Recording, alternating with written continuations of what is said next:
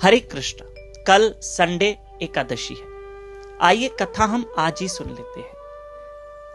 युधिष्ठिर महाराज ने भगवान श्री कृष्ण से पूछा कि प्रभु, आषाढ़ मास के शुक्ल पक्ष की एकादशी का नाम क्या है, उसकी महिमा क्या है? तो आज हम सुनेंगे एकादशी की महिमा। ब्रह्मा जी ने नारद जी को आज की एकादशी की महिमा का वर्णन किया है। ये पापों को नाश करने वाली और मोक्षदायिनी एकादशी है। इसकी कथा इस प्रकार है कि प्राचीन काल में सतयुग में एक राजा हुए मानधाता। ये सूर्यवंशी राजा हुए। ये बड़े धार्मिक थे।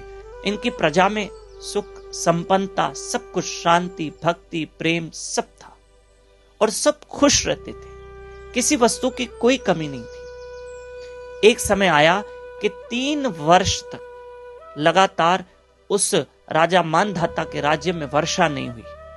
अब जब वर्षा नहीं हुई तो अन्न नहीं होगा, अन्न नहीं होगा तो फिर लोग भूखे बैठे थे, प्यासे बैठे थे। राजा मानधाता की चिंता बढ़ गई। लोगों ने कहा, राजा इसका कुछ उपाय ढूंढो, क्या करें? राजा ने सोचा, चलो हम ऋषि महात्माओं के पास चलते हैं, संतों के पास चलते हैं। जब वन में गए, जंगल में राजा गए तो उन्हें अंगीरा ऋषि मिले और राजा मानधाता ने पूछा कि हमारे राज्य में 3 वर्ष से वर्षा नहीं हो रही है, सूखा पड़ा है और लोग भूखे बैठे हैं, प्यासे बैठे हैं, आप उपाय बताइए, हम क्या करें? उस महात्मा ने, श्री अंगीरा ऋषि जी कहते हैं कि राजा, प्रजा सहित आप आषाढ़ मास के शुक्ल पक्ष की जो देवशयनी एकादशी है, आप इसका भली भांति व्रत का पालन करें तो फिर आपके राज्य में फिर से सुख संपन्नता आ जाएगी।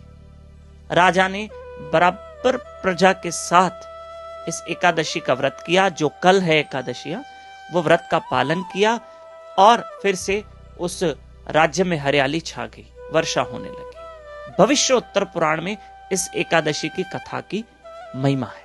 भगवान हरि 4 महीने तक योग निद्रा में शयन करेंगे, इसलिए इसको शयनी एकादशी भी कहते हैं।